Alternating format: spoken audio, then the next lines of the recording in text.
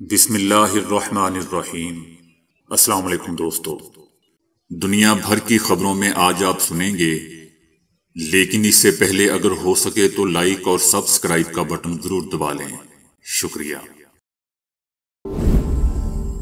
صدارتی ڈیبیٹ کے بعد ایک انٹرویو میں امریکی صدر جو بائیڈن کا کہنا تھا کہ صدارتی مباحثے میں سابق صدر ٹرمپ کے بولنے کے دوران میرا مائک بند تھا۔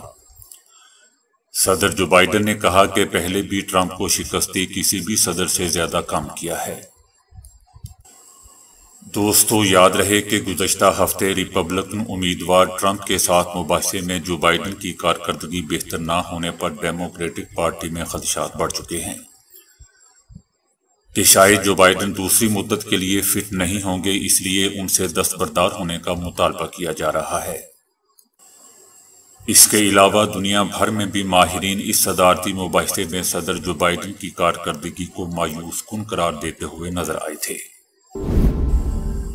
سابق وزیر اعلیٰ خیبر پختونخوا پرویز خٹک نے وزیر اعلیٰ کے پی علی امین گنڈا پوری کے بیان پر رد عمل دیتے ہوئے کہا ہے کہ علی امین گنڈا پوری بڑکیں نہ ماریں۔ سابق وزیر دفاع پرویز خٹک کا مزید کہنا تھا کہ میں علی امین گنڈا پوری کو اور علی امین مجھے بہت اچھی طرح سے جانتا ہے۔ نہ ہی میں نے کبھی جھوٹ بولا، نہ ہی جھوٹ بولوں گا۔ کچھ لوگ ہیں جو سچ برداشت نہیں کر سکتے۔ علی امین گنڈا پوری بڑکیں نہ ماریں۔ میرا تعلق بھی خٹک قبیلے سے ہے، مجھے اپنے صوبے میں کوئی بند نہیں کر سکتا۔ ان کا کہنا تھا کہ پہلے بھی نیب کے نوٹس پر پیش ہوا تھا، اب بھی نوٹس پر عدالت جاؤں گا۔ نوٹس دے کر بلایا جا رہا ہے، نہ پہلے اپنی مرضی سے پیش ہوا، نہ اب اپنی مرضی سے جا رہا ہوں۔ پرویز خٹک کا کہنا تھا کہ کسی کے خلاف نہیں، وفاقی کابینہ اجلاس کی کارروائی میں جو ہوا وہ بولوں گا۔ اس وقت کی پوری کابینہ اجلاس کی کارروائی گواہ ہے۔ علی امین گنڈا پوری بھی اس وقت کی کابینہ کے حصہ تھے، وہ بھی عینی شاہد ہیں۔ دوستو، یاد رہے کہ 3 دن پہلے مانسہرہ جلسے میں خطاب کرتے ہوئے علی امین گنڈا پوری کا کہنا تھا کہ پرویز خٹک کو عمران خان کے خلاف وعدہ گواہ معاف کرنے کے لیے بلایا جا رہا ہے۔ پرویز خٹک نے عمران خان کے خلاف گواہی دی تو انہیں صوبے میں نہیں رہنے دیا جائے گا۔ بھارت، بنگلہ دیش اور نیپال میں جاری بارشوں کے باعث حالیہ مختلف حادثات میں 32 افراد مارے گئے ہیں۔ راجستھان اور یو پی سمیت بھارت کی متعدد ریاستوں میں شدید بارشوں کا سلسلہ جاری ہے۔ اتر پردیش میں گزشتہ 24 گھنٹوں کے دوران مختلف حادثات میں 13 افراد ہلاک ہوئے ہیں۔ راجستھان میں شدید بارشوں سے تباہی مچ گئی۔ ممبئی میں بھی بارشوں کے باعث مقامی ٹرین سروس متاثر ہوئی ہے۔ بہار میں شدید بارشوں کے باعث دریاؤں میں پانی کی سطح خطرناک حد تک بلند ہو گئی۔ آسام اور ہماچل پردیش میں بارشوں کا الرٹ جاری کر دیا گیا ہے۔ دوسری جانب نیپال میں بھی مونسون کی مسلسل ہونے والی بارشوں نے تباہی مچائی ہوئی ہے۔ سڑکیں ندی نالوں کا منظر پیش کرنے لگی ہیں۔ دریاؤں میں پانی کی سطح خطرناک حد تک بلند ہو چکی ہے۔ دریاؤں کے قریبی علاقوں میں رہنے والے لوگوں کو محتاط رہنے کی ہدایت کی گئی ہے۔ سیلاب اور لینڈ سلائیڈنگ کے واقعات کے باعث 36 گھنٹوں کے دوران 11 افراد مارے گئے ہیں، 12 زخمی اور 8 لاپتہ ہیں۔ نیپال میں 10 جون سے اب تک جاری بارش کے باعث سیلاب اور لینڈ سلائیڈنگ کے واقعات میں 250 افراد مارے جا چکے ہیں۔ ادھر بنگلہ دیش میں بھی اس ہفتے بارشوں اور سیلاب کے باعث مختلف حادثات میں 8 افراد مارے گئے، جبکہ 20 لاکھ افراد متاثر ہوئے ہیں۔ فلسطینی تحریک حماس نے غاصب صہیونی حکومت کی مکمل نابودی تک اس کے خلاف جدوجہد جاری رکھنے کی جانب اشارہ کرتے ہوئے کہا ہے کہ اسلامی گروہوں کے درمیان بھرپور ہم آہنگی پائی جاتی ہے۔ غزہ کے اسلامی گروپوں نے اسرائیلی دشمن کو درہم برہم کر دیا ہے اور اسے اس کے مقاصد کے حصول میں کامیاب نہیں ہونے دیا۔ حماس کا کہنا ہے کہ فلسطینی استقامت نے مشکل ترین اور پیچیدہ ترین جنگ کی ہے۔ حماس کا کہنا ہے کہ دشمن کے مقابلے میں کامیابی ملنے ہی والی ہے اور وہ ضرور ملے گی۔ حماس کا کہنا تھا کہ وہ آخری کارتوس تک دشمن کا مقابلہ کریں گے۔ حماس کا یہ بھی کہنا ہے کہ دشمن کا مستقبل تباہی اور بربادی ہے اور یہ یقینی ہے کہ صہیونی اگر سمجھتے ہیں کہ وہ فوجی طریقے سے غزہ میں اقتدار حاصل کر سکتے ہیں تو ہم غزہ کے جہنم میں ان کا استقبال کریں گے۔ برطانیہ کے عام انتخابات میں لیبر پارٹی کی کامیابی کے بعد فلسطین کے ہزاروں حامیوں نے مظلوم اور بے دفاع فلسطینی عوام کے خلاف صہیونی حکومت کے وحشیانہ جرائم کی مذمت میں لندن میں احتجاج کیا ہے۔ مختلف قوموں اور مذاہب سے تعلق رکھنے والے فلسطین کے حامی افراد ایک بار پھر صہیونی حکومت کے جرائم کی مذمت اور فلسطینی قوم کے ساتھ اظہار یکجہتی کے لیے وسطی لندن کی سڑکوں پر نکل آئے۔ مظاہرین نے اسرائیل مخالف نعرے لگانے کے بعد برطانوی پارلیمنٹ کی طرف مارچ کیا اور فلسطینیوں کے بارے میں اسرائیل کی حمایت کے لیے سابق حکومت کی شکست خوردہ راستے کو جاری رکھنے کے بارے میں خبردار بھی کر دیا۔ مظاہرین نے فلسطینی پرچم لہراتے ہوئے غزہ میں جنگ بند کرنے اور مقبوضہ علاقوں کو آزاد کروانے کا مطالبہ کیا۔ فلسطین کے حامیوں نے اپنے نعروں میں غزہ جنگ کے حوالے سے عالمی عدالت انصاف کے احکامات پر عمل درآمد اور اسرائیلی رہنماؤں کی گرفتاری کا بھی مطالبہ کیا اور صہیونی حکومت کو اسلحے کی فروخت بند کرنے اور برطانوی سرزمین سے اس شفاق حکومت کے سفیر کو نکالے جانے کا بھی مطالبہ کیا۔ مسلم لیگ نون کے رانا ثناء اللہ نے الزام عائد کیا ہے کہ 9 مئی کے واقعات میں پاکستان تحریک انصاف کو بیرونی مدد حاصل تھی جس کے ثبوت وقت آنے پر عوام کے سامنے رکھے جائیں گے۔ رانا ثناء اللہ کا کہنا تھا کہ پاکستان تحریک انصاف کا محرم کے آغاز میں جلسہ کرنے کا فیصلہ مناسب نہیں تھا، وہ سیاسی طور پر افراتفری کرنے کے لیے جلسہ کرنا چاہ رہی تھی، ان کا مقصد کبھی نیک نہیں ہو سکتا۔ ان کا کہنا تھا کہ پاکستان تحریک انصاف کا مقصد کبھی نیک نہیں ہو سکتا، ثبوت موجود ہیں کہ جیل میں منصوبہ بندیاں ہو رہی تھیں۔ ان کا کہنا تھا کہ 9 مئی واقعات میں بھی پاکستان تحریک انصاف کو بیرونی مدد بھی حاصل تھی، پاکستان میں ہنگامہ آرائی اور افراتفری کے لیے بیرونی مدد حاصل تھی۔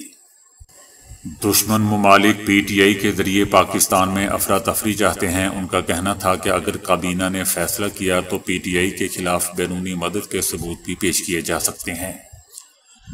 عمران خان کو عدالت نے اجازت نہیں دی کہ جیل میں سیاسی کانفرنس اور میٹنگ کریں۔ رانا ثناء اللہ کا کہنا تھا کہ عمران خان کو یہ اجازت نہیں ہے کہ وہ جیل میں رہ کر ایسی منصوبہ بندی کریں کہ باہر افراتفری ہو۔ آڈیو ویڈیو ثبوت ہمارے پاس نہیں، مگر جن کی ذمہ داری ہے اور ڈیوٹی ہے ان کے پاس موجود ہیں۔ ان کا کہنا تھا کہ نواز شریف پر بھی پابندی لگائی گئی تھی کہ وہ جیل میں کسی سے نہ مل سکیں۔ فرانس میں خوف اور وحشت کے سائے میں پارلیمانی انتخابات کے دوسرے مرحلے کا آغاز ہوا۔ فرانسیسی شہری ایسی حالت میں اپنے حق رائے دہی کا استعمال کر رہے ہیں کہ ان انتخابات کے نتائج فرانس کے سیاسی مستقبل کے لیے خاص اہمیت رکھتے ہیں اور پہلی بار دائیں بازو کی انتہا پسند پارٹی اس ملک کی پارلیمنٹ میں سب سے بڑے دھڑے میں تبدیل ہو سکتی ہے۔ فرانس کے ان انتخابات میں اس جماعت کی کامیابی کی صورت میں بہت سے مسائل پیدا ہو سکتے ہیں۔ میکرون نے یورپی پارلیمنٹ میں اپنی پارٹی کی ناکامی کے بعد قبل از وقت انتخابات کا اعلان کیا، جو بیشتر مبصرین کی نگاہ میں الٹے نتیجے کا باعث بنا۔ ہالی ووڈ کی فلم ٹائٹینک کے پروڈیوسر جان لینڈو 63 سال کی عمر میں دنیا سے رخصت ہو گئے۔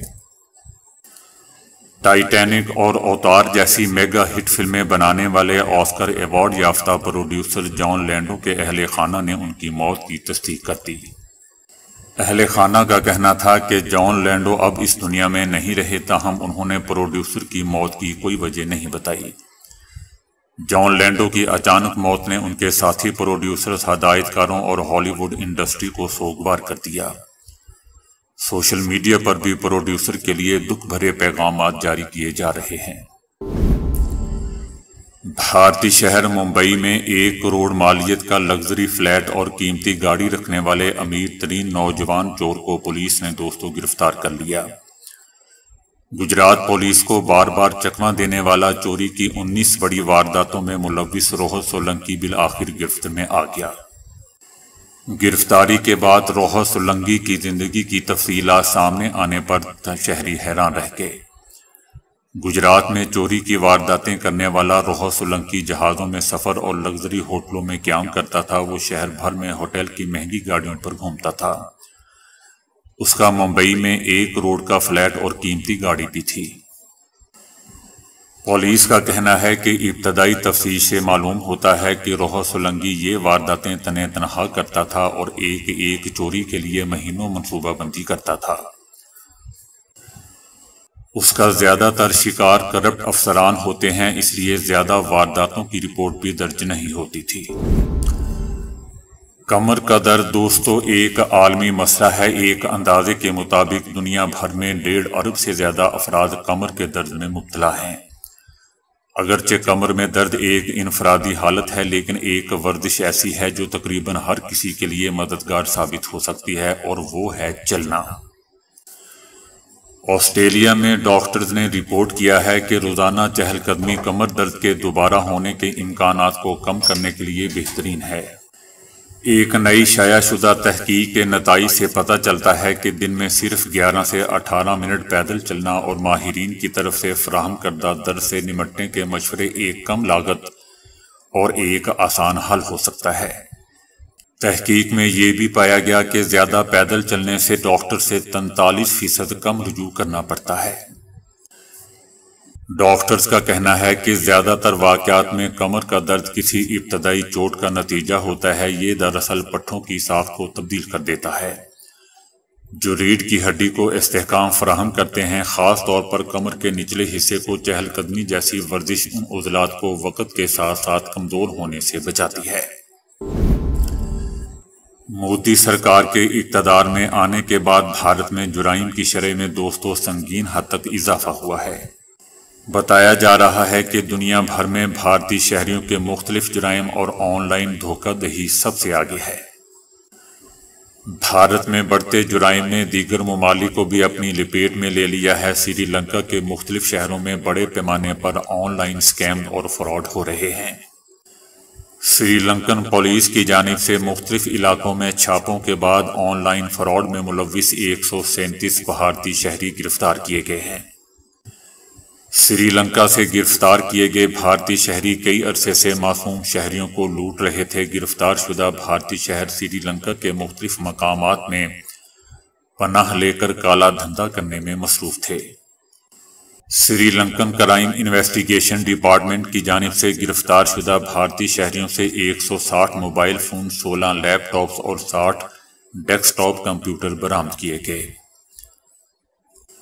سری لنکا میں سائبر کرائم کے خلاف کریک ڈاؤن کے ایک متاثرہ شخص کی شکایت کے بعد کیا گیا، جسے بھارتی شہری کی جانب سے سوشل میڈیا پر بات چیت کے لیے نقد رقم کا وعدہ کرنے والے واٹس ایپ گروپ نے جھانسا دیا تھا۔ عالمی سطح پر مودی حکومت کا چہرہ بے نقاب ہونے کے بعد کیا مودی سرکار کوئی عملی اقدامات لے گی یا ایسے ہی جرائم کی پشت پناہی کرتی رہے گی؟ سعودی عرب کے بادشاہ اور ولی عہد نے الگ الگ پیغامات میں ڈاکٹر مسعود کو اسلامی جمہوریہ ایران کے صدارتی انتخابات میں کامیابی پر مبارکباد دی ہے۔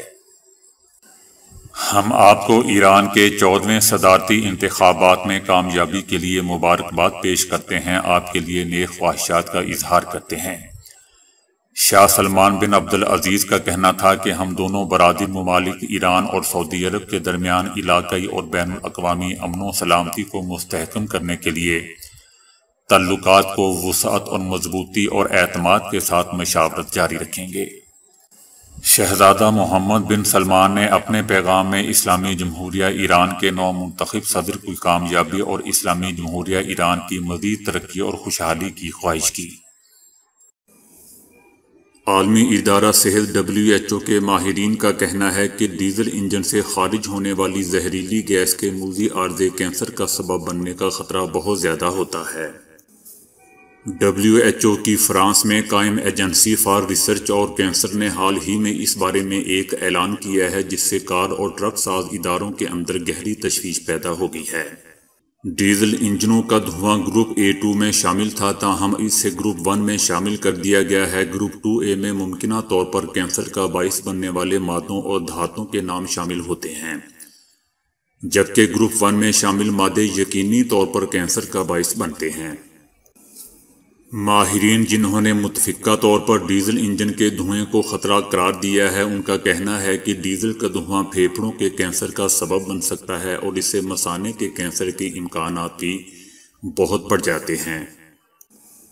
ماہرین نے تمام دنیا کے انسانوں کو خبردار کیا ہے کہ وہ ڈیزل کے دھوئیں سے ممکنہ حد تک بچنے کی کوشش کریں۔ IARC کے اس ورکنگ گروپ کے چیئرمین کرسٹوفر نے ایک بیان میں کہا ہے کہ ہمارا گروپ جس نتیجے پر پہنچا ہے وہ متفقہ ہے، یعنی ہمارا یہ ماننا ہے کہ ڈیزل انجن کا دھواں انسان کے اندر پھیپھڑوں کے کینسر یا سرطان کا موجب بنتا ہے۔ کرسٹوفر نے مزید کہا کہ ان خطرات کے پیش نظر دنیا بھر میں اس موذی کیمیائی مرکب کے دھوئیں سے بچاؤ کی تمام ممکنہ کوششیں کی جانی چاہیے۔